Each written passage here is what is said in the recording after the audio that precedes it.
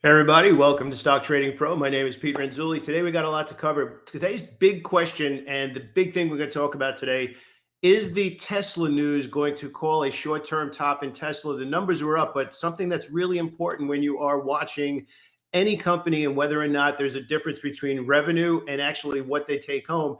And now that Tesla's cutting prices a little bit, they might be delivering more, but their margins are shrinking a little bit. And that's something we're going to take a look at right now as well.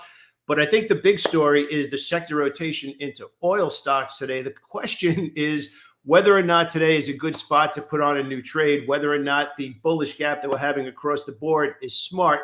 We're going to break down today's daily ticker newsletter and kind of set the tone for the entire week. We're going to go through sector rotation, some of the hottest sectors still at or near optimal entries, which have some new stocks to trade. Then we're going to go a little bit deeper into specific industry groups. Is semiconductors off the charts right now? Like kind of not really the best trade right now. They've been kind of going sideways a little bit. We have a different group of stocks that are kind of on fire right now within the technology group, not semiconductors, something else we're going to take a look at. So we got a ton of new ideas to take a look at today. We're also going to talk about what I'm calling the secret to actively trading 2023 so far. Obviously, Q1 is done. We're heading into Q2 now. Big bank earnings coming up very, very shortly. Are we going to see from the banks things have kind of gone out of the way? There's a lot of conversations going on right now, especially about the banks, that the regional banks and the ones that were actually affected by what's being called the financial contagion of 2023. It's only a few banks, and everybody's 4,500 regional banks, and 3 got affected. Is it overblown, or is it a sign of something much bigger that's kind of lurking underneath the hood? So we got a lot of stuff to talk about today.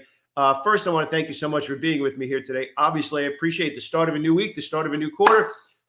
4-day week this week, in case you happen to be overseas this week. If you happen to be living overseas, you might not know that the U.S. stock market's closed on Friday. So 4-day work week, 3-day weekend coming up. So stick around. Be back in just 1 second.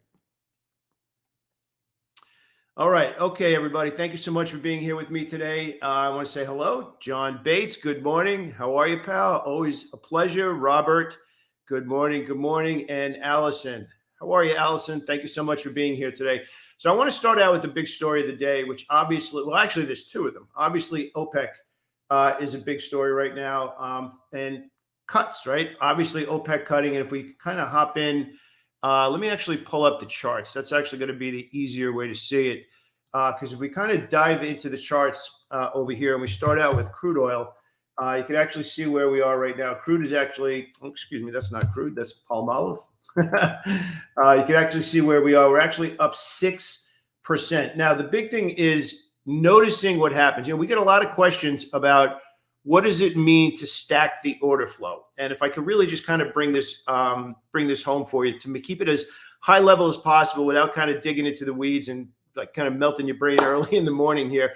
Stacking the order flow is essentially us looking at where and when do stocks have institutional attention, and more importantly, how long have they had that institutional attention? So our job, there's something on Wall Street known as slow accumulation. So what essentially happens, and actually John Napolitano mentioned this last week, that when institutions need to start buying a large amount of stock, or when they want to buy a large amount of stock, they're not just going to go out to the market and say, hey, just give me 10 million shares and announce it to everybody. It kind of happens over time. And when you could read those smart money footprints, it kind of takes all the stress off of putting on new trades, because you're not really looking for that exact spot. There's something that I want you to write down. Again, we talk a lot about posted pad moments. There's 2 ways to make money in the markets. And when I'm talking about money, I'm talking about bigger money. This is playing right into the sector rotation that's going into oil stocks in general right now. There's timing in the market. So in other words, you time that trade perfectly where you might have a tighter stop loss. And the way to make bigger money in that bigger moment, so to speak, where you feel like you've timed it perfectly, you have bigger share size, a tighter stop loss, and you kind of looking for that next quick move and maybe kind of scale out into that move where maybe the conditions aren't perfect, but that moment is. So timing. Then the other side of that, which is one that we really kind of focus on, slow accumulation of an institution building a position or slow distribution of a institution getting rid of a position. But let's talk about slow accumulation now and how it applies to oil stocks that we're looking at right now. So if we could say that one of the ways to make money in the market is timing. You got to get that exact spot. You have the perfect stop loss. Maybe because you like that, you get a little bit of aggressive with your position sizing. Now, there's a lot that goes into that, right? And you have to have like this flawless discipline to get out if the trade's not working out. Time in the trade, timing versus time in. Time in the trade is actually a heck of a lot easier because you're doing what we call initiating a small position to put the piece on because you started to notice institutions starting to stack order flow over days, maybe even hours. Quite honestly, if you're on that intraday time frame, you can start to see heavy volume surges and then kind of cooling off, and you can see it a little bit more fine-tuned. So when you start to notice from 1 hour to the next, 1 day to the next, 1 week to the next, we get these big energy candles followed by volume. We actually track that every day. We actually have something in our spreadsheet that we run every day called double average volume. It's something that we scan for because we want to know 2 things: exhaustion or accumulation. Exhaustion is typically ending a move. Accumulation, or fuel as we call it, is starting a new move. So you want to be aware of that. The challenge that comes in is when you notice it, you see it happen that one day, and then the stock just kind of drifts sideways for a few days and you kind of forget it, which is why you need to track it every single day. So what does this all mean for the oil stocks, right? So if we kind of drill down into the oil stocks and specifically crude oil, you can see now it's from one day to the next. It's following through more than just one day. Now, again, you might have this key reversal here that looks pretty interesting and maybe even have a little bit of volume on that, but that's only one day. So here's what I want you to be running through your head right now, and this is kind of really important. Our job when we choose to accept risk on a position, we're choosing to accept risk because we believe there's a good probability of it following through in that direction. Remember, we work really hard for our money. If we're going to put it out there into the market, we want to have a pretty good feeling. Again, feeling's not the best word in the world because we don't want to trade on feelings. When I'm saying feeling, I mean conviction. We have conviction in our belief that the probability of it hitting our profit target versus our stop loss is pretty good. So we're stacking the reasons we're choosing to accept risk. So stacking the order flow is us paying attention to when institutions are stepping up with real money on one particular day. And now that one day is not enough. That's enough to get us to sit up in our seat and say, okay, something interesting is going on. Now we have to put that into our tracking journal. And from one day to the next, 1 week to the next, we're actually looking at them spending real money. So our job is to spot those smart money footprints and then start building a position with them. So again, if you've been in the other side of our community, if you're in either one of our boot camps or an Order Flow Pro, you know that we've been talking about energy stocks now, kind of turning the corner, even healthcare stocks just a little, which we're going to talk about in a second, where all of a sudden they are starting to, and this is actually the terminology that we used last week. We actually said, when you see things going down, right, they're in a bearish order flow, there's a distinction. There's 2 things to notice: less selling versus new buying. And if you remember Reminiscences of a Stock Operator by Jesse Livermore, he spends a lot of time on this, but he talks about it on the buying side of things, where he says the rally goes up. So if you could just visualize this, where maybe your favorite stock's in a bullish order flow, it's going up, and let's say it makes new highs, right? But here's the key. This is really kind of like a secret to really kind of dig a little bit deeper. And I hate to use the word secret, but it's really more something that you might see, but you don't know. It's like one of those kind of things where, let's say a stock rallied and it made new highs and it pushed up, and maybe that last push up went up $10, like from wherever it pulled back and paused and rallied $10. And that's kind of good, right? Obviously made new highs. Now you're looking at that stock again, and now it pauses again. But now this next move goes up $6.50. So the last move went up $10. This last move, even though it made new highs, it only went up 6.5. So just from a common sense perspective, even though it made new highs, there was less buying. Something to keep an eye on. Now, the opposite side of that, we actually spotted that last 2 weeks. I'm going to show you on the charts again, that oil in general, as well as oil stocks, had less selling. Now, they weren't bullish yet. So this is kind of the transformation from markdown, bearish order flow into sideways accumulation, and then ultimately starting a new move to the upside. So this is where a lot of traders get into trouble, where you see less selling and you see it not going down as much and you bottom fish. That's not enough. Less selling is different than buying. Less selling means that people are exiting their short positions, but that doesn't mean new people are stepping up and buying. So what we're seeing here now on the crude oil chart, we pushed down, finally got out of this with heavy volume. And what should have happened here, you got to push down and a pause. This pause right here should have led down, and it didn't. We had what we call a failed test over there. Not only did we have a failed test where this pushed down but didn't stay there, we also got a giant energy candlestick to follow that up. So what we end up getting, and this is something that's really important, you need to say to yourself every single minute prior to a trade, so you're planning, and then when you're in a trade, so you're managing. Planning and managing, it's two separate parts of the trade. All that information before the trade, again, this looked like a great sell short. What should happen next? So if we kind of go over to that chart again and we kind of zoom this out a little bit, and you look at that right there, you're like, oh my gosh, I can't wait to short that thing. So both sides of the market, you're like, okay, that's cool, but we closed at the high. We should have broke down here on this pause and we rallied back up. That's one sign. What should have happened, it didn't. What do we want to see next? Well, we want to see another one of these to believe that this move to the downside is still valid. Not only did we not see that, we saw two well-bid candles closing near the high. Higher low, close near the high, close near the high. We're like, okay, it's still bearish, but something's going on here. We're seeing too much buying pressure off of this low. So then we come into the next one right there. I'm like, oh, okay, good. Close near the low again. We're ready to roll over. So the next candle should have lower highs, lower lows, and close near the lows to validate this big push to the downside.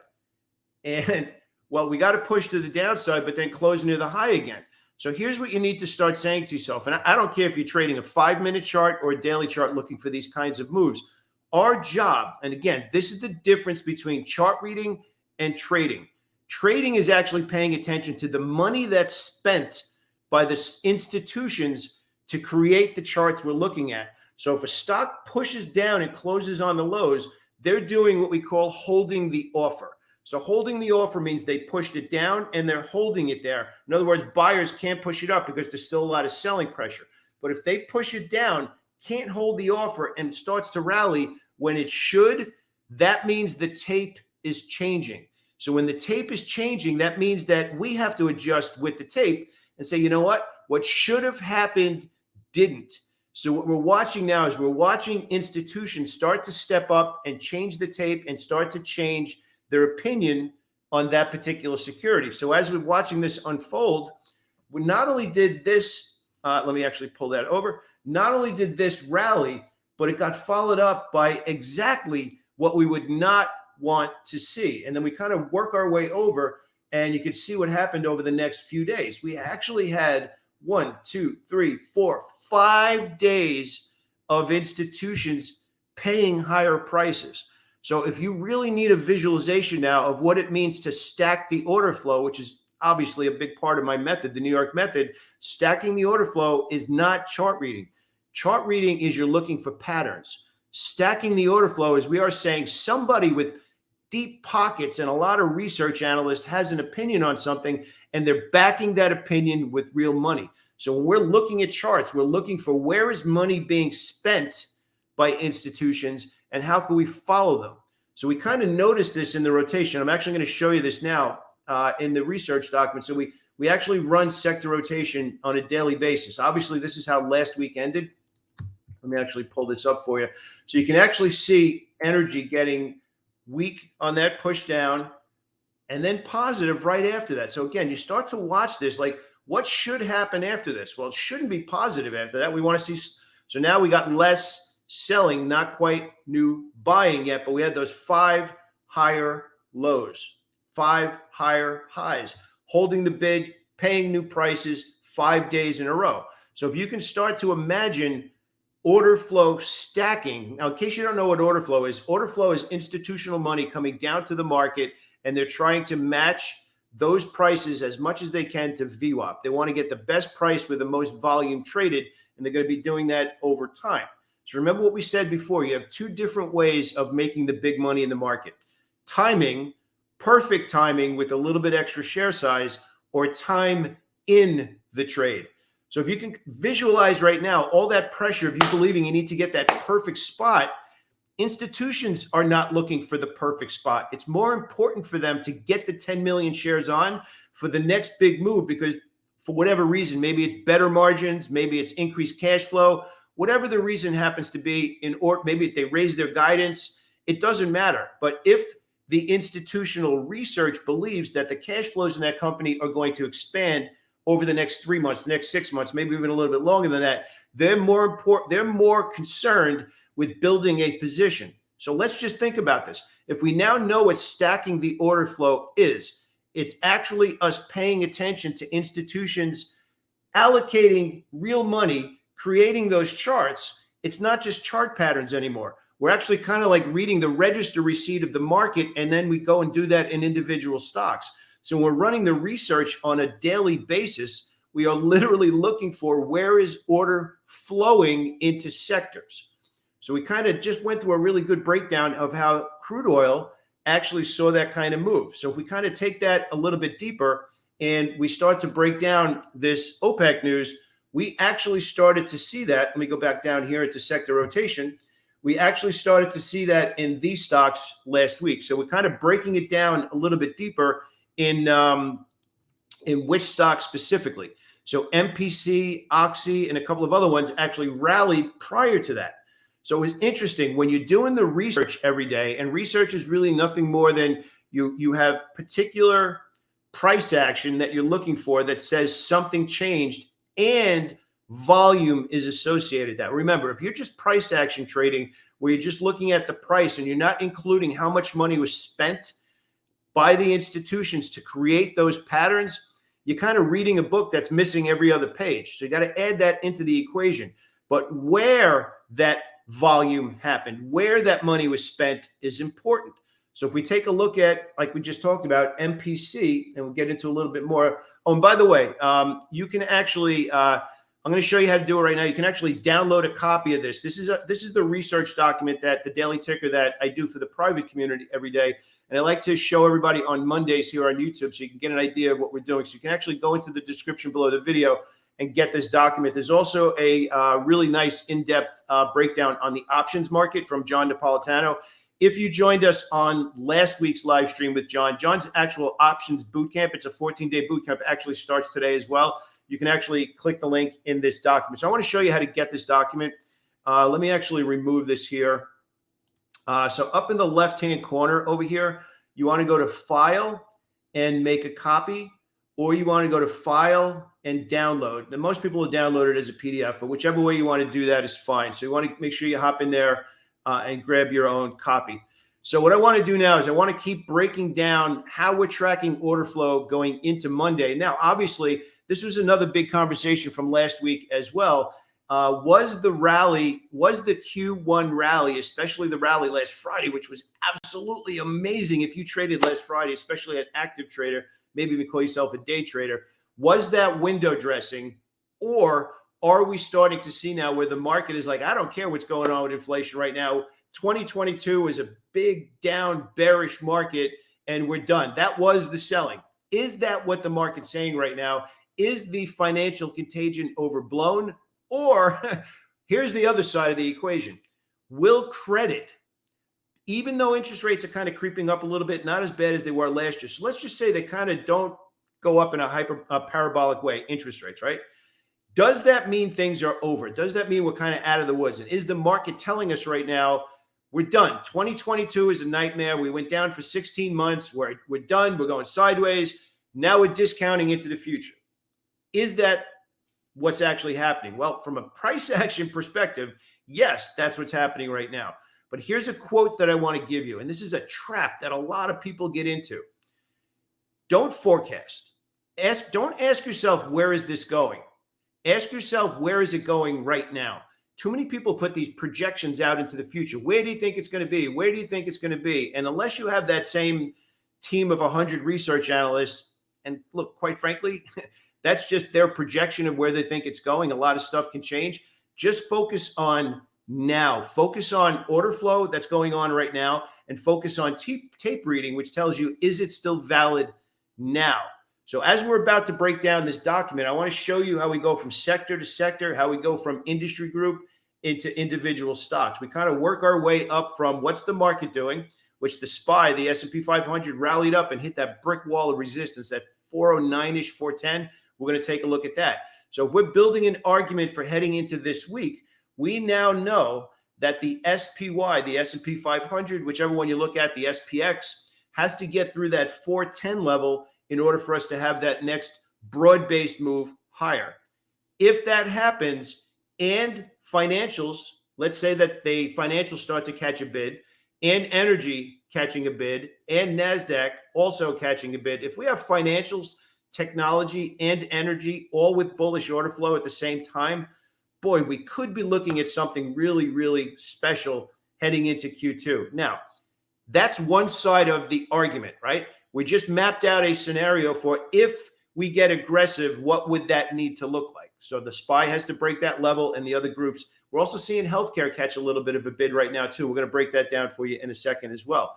If that happens, then we need to be prepared to time into those trades to hold for this next quarter. Time in. It's a lot easier to be working our way into a position than getting that exact spot. And how do you know which one of those two you're doing? Well, ask yourself, how often are you getting stopped out on really good ideas and then they move without you? So maybe you're getting in there, maybe a little bit too much aggressive share size. Maybe you have a stop that's too tight. You get stopped out. And then a week later, the stock's like 10% higher and it's going without you. So that means that your strategy right now is more timing, where you're forcing yourself to be perfect versus time in. Just really think about what kind of trader you want to be and what's actually getting the results that you want.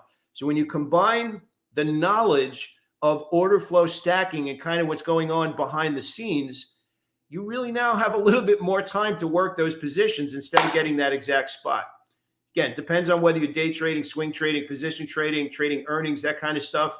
But it's really something to think about, and whether or not what you're currently doing is getting the results that you want. I think we can all raise our hand and say, yeah, there's plenty of opportunity where I put on a trade, I thought it was awesome, I got stopped out, and then I'm watching the thing fly up without me. That's really more a strategic question, and whether or not what you're doing right now is working. So you want to write that down. Timing versus time in. Which one of those two things suits your personality and your trading style better? Okay, so you want to kind of start, continue to break down what we're looking at. So obviously sector rotation with the oil stocks, right? So the big news is the Saudi Arabia news here and OPEC, right? Whether or not that affects the Fed, that's a whole other story. But OPEC announced cuts. That's why crude oil is rallying as hard as it is. So energy stocks climbed our sector rotation research last week prior to this. Very, very important.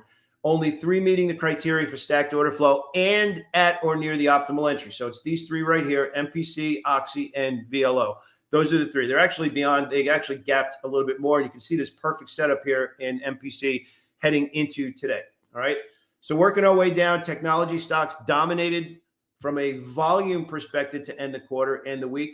Oracle and PANW. So if we take a look at those two, obviously Oracle having a hard time at 90, finally burst through 90, and PANW also same thing.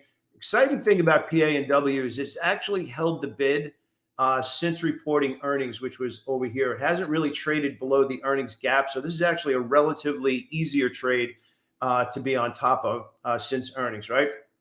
If you blinked and you missed either of those, we have a new one. So we're actually going to give you a setup that is at or near an optimal entry today, which is CRWD. You can actually see here, this is where it gapped down, keeps hitting this level right around 138. It's down a little bit this morning. And I kind of like to map these out so you can actually see the next level. Basically 138 to 168. So what's kind of fun about this right now? So you got this breakout level. You got a lot of tech stocks, all these stocks punching through higher. So what's kind of fun about this now, we just mapped out CRWD with a potential move to the next big level of around 168, which is $30 higher than where it is right now. So you have two choices. You can get in there with big share size and say, yeah, I love this breakout.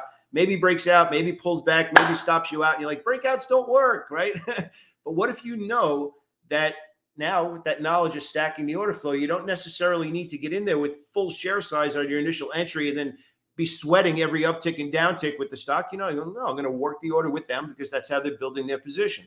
So what ends up happening? If this particular trade breaks out and you have the right initial position size, you're not going to be shaken out. Let me actually pull over a little bit here like that.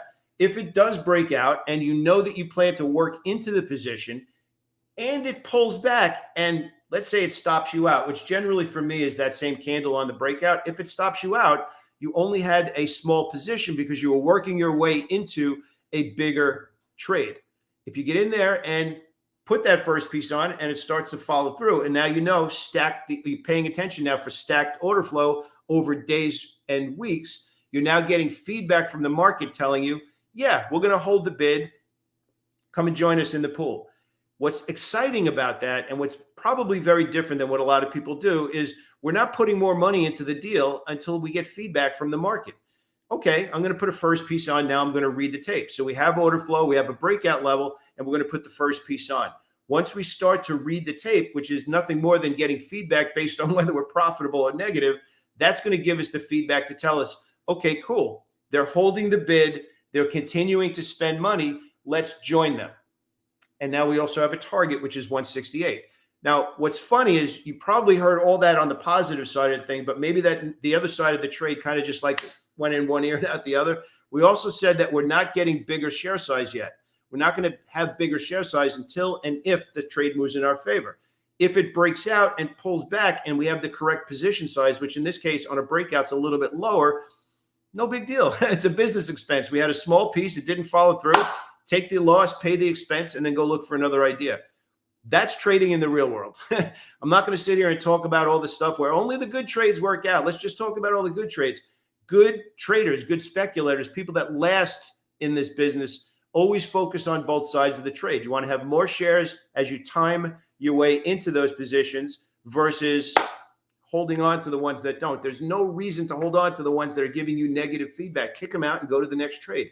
So let's kind of work our way now into the rest of the list and the rest of the rotation for today. So obviously we just talked about tech stocks, and you can see the CRWD trade. Consumer cyclical stocks, also a little bit interesting. Let me actually just make this a little bit bigger here so it's easy to read, which is going to kind of take us now into Tesla, right? Tesla reports Q1 deliveries as price cuts boost demand. So let's talk about this right now. This is very, very important. Price cuts. What company in the world do you want to hear right now is price cuts? Nobody wants to hear price cuts. If you're investing in that company, the last thing you want to do is hear something, yeah, we're going to cut prices. The only reason you are cutting prices is because you're not getting what you want to get on that higher ticket type stuff. So now you're cutting. And in Tesla's case right now, there's a lot more competition. Did they beat the numbers? Yes, they beat the raw numbers. But we get this question all the time. This wasn't an earnings number. It was a delivery number, but it applies the same thing where they might beat the number, but the stock goes down anyway. What's the reason for that? It's expectations. Remember what I said a couple of minutes ago about we're buying those future cash flows. We're buying the expectations, and that cash flow is what's left over. If a company has more sales, but their margin is coming down, that means that they have to dramatically sell more in order to at least have the same cash flow. Now, they're cutting prices and more competition's coming in. Boy, that's going to be a tough one to keep. They got a huge first mover advantage, but that is not what you want to see as a long-term investor in Tesla based on these headlines right now. Something interesting, right? It's really something interesting. So is Tesla bullish price action done right now? Again, let's not guess. Let's let the tape. As of right now, the tape and the order flow, it's bullish order flow, but bearish gap this morning. So what we need to do now is read the tape this morning and this week to see how they're digesting the lower margins. That's the big thing you got to pay attention to right now. So if we take a quick look at Tesla stock and where it's trading pre-market, we're actually getting clobbered. It's down $7 right now. So again, thinking like an investor, thinking like somebody who's looking at actually, like if your friend owns a store down the block and be like, yeah, I want you to invest in my company, but I just want to let you know before you give me your money, we're cutting our prices and we have a lot more competition right now. We were the first deli on the block for years, but we still had good numbers, but now we're lowering our prices. just really think. Again, I'm not giving an opinion on Tesla one way or the other. I'm just kind of throwing out arguments for like, wow, it's a real business. I mean, it's a public company, but it's a business. That's not what you want to hear in a company that you're looking for. That's not what you want to hear. All right, so let's kind of keep moving along here. Other stocks in the sector. So talking about consumer cyclical, Amazon, Crocs, DHI, DRI, and Lennar. So we're giving you a whole bunch of stocks within that sector right now. Two other stocks to note, McDonald's and Starbucks. Both of these stocks, especially McDonald's, you can see what McDonald's did, and Starbucks, both of them had really good bullish moves and took out previous resistance levels. Both of them now need to pause. They had a great week last week. The weekly candle, again, start to visualize this now. Order flow stacked for 5 days. Are they going to hold the bid right now? So both McDonald's and Starbucks had great moves last week. Now we need to wait for the pause to reset the optimal entry. These other ones over here, you can take a look at those for new optimal entries. DHI and DRI, both of them resting at some pretty big levels. Industrial stocks, Paychex had a huge move last week. Waste Management had a big move last week. A few other offering better risk reward potential, such as UPS. So let's take a look at UPS right now. UPS now, again, you can see right here, basically we're looking at 192 to 207, and it's actually holding the bid here. So if we kind of zoom this out a little bit more here, you can actually see that UPS broke at much lower average volume. Let me actually bring that in there for you. See how UPS, this is the 30-day average volume. You can see actually when it traded above it, it was actually lower average volume. So what does that mean for a UPS breakout, looking for it to make a potential run up to 190 to 207? Because this breakout happened on lower volume, I would still be looking to take the trade, but I would not be looking to take the trade with increased initial share size. If we see a breakout through a big level, I want to see a lot of people spending money, and then I'm going to join them. Just because we had a price action breakout and it was not followed through by heavy volume, you got to say, okay, smart money has all this information. How much money did they put into the deal? If they didn't put a lot of money into the deal and we don't see that volume expand at least above the average, you're like, okay, something happened. It's interesting, good profit potential, but I'm not going to put in more extra into this deal. Maybe I'll put a starter position until we see volume, until we see follow through. So what would we be looking for in UPS today? We'd be looking for higher highs, higher lows, closing near the high, and a day of volume that at least gets up to the average that tells us, okay, day after the quarter ended, new quarter started, now they're allocating more money. If we get a higher open and a rally, but that volume decreases again, this is really where it's more important to have time in the trade and plan to work your way into that position. So again, you can see the difference between chart reading and tape reading. Tape reading, we're looking for money. Okay, we're looking for money spent. We're looking for profit potential. We're looking for risk. It's not just about patterns. We just took that a step further now where we're looking at how much money was spent to create that breakout. Not as much as we would like it to be. So if the big money is putting little money to start that deal, we should probably be mimicking what they're doing until they step up and there's more in it. So let's continue with the rotation today. Okay, so if we can work our way through, that's the industrial stocks. You can see the breakout in UPS. Boeing is actually, I think Brian Carr's here this morning. Brian Carr is just a dominator of trading Boeing. I love this stock. It's been an awesome stock to trade. It actually had a nice rally, but this 215 level is kind of like a brick wall for this stock. It just hasn't been able to get through there. So if we're setting this up and you're just running scans, you're like, oh man, I can't wait to be in Boeing because of 7 green candles in a row. Just be aware that this 215 level is a monster resistance, basically to start the year. It hasn't been able to get above there and stay there. This over here looked like probably one of the best setups where it pushed through there and then actually stayed, but immediately sold off. So if we're looking at Boeing and trading that breakout, it's got to stay above that level. And that's kind of what we actually broke down for you over here. We also have a breakdown of industry groups. We also have a breakdown of the options market from John. There's a bunch of stuff in today's daily ticker. Again, like I said, also, if you want to up level your trading and you want to start to also add options trading to what we're talking about here in order flow and tape reading, click into the description where it says John Napolitano inside the newsletter and scroll on over to his boot camp. It's only $295. You get a wealth of information. You get all of his strategies and coaching and everything. So if you want to add the leverage that options trading gives you, we'll also put the link to that below this video. So Make sure you get in there and download it. I'm actually going to show you how to do that one more time. So if we head on over into the document, you want to go over here to File, and you want to go to Make a Copy, or you want to go to File, and you want to go to Download. So when you get into the document, you want to click over here on John's link, so you can actually hop on over and see what his options bootcamp is all about. So get on in there. You can get the link for this document in the description below the video, and you can get the link to learn about John's options bootcamp. So remember, we talked about a lot of stuff today. You probably want to take some notes, watch this video more than once. Understand we talked about order flow stacking. Understand we talked about tape reading. Understand we talked about optimal entry and how we found the optimal entry. We also showed you how to work that sector rotation from one day to the next and 1 week to the next, so you can start building arguments for whether or not order flow is being stacked.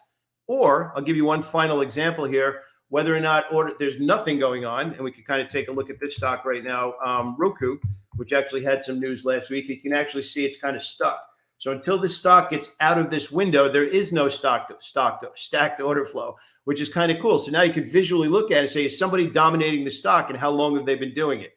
The answer comes back yes. You start to learn how to time into that trade. If the answer comes back no, you leave it alone and you don't get chopped up. I know a lot of people are getting chopped up this year. And actually at the top of the newsletter today, there's a whole breakdown of what I believe is the secret to trading in 2023. All right.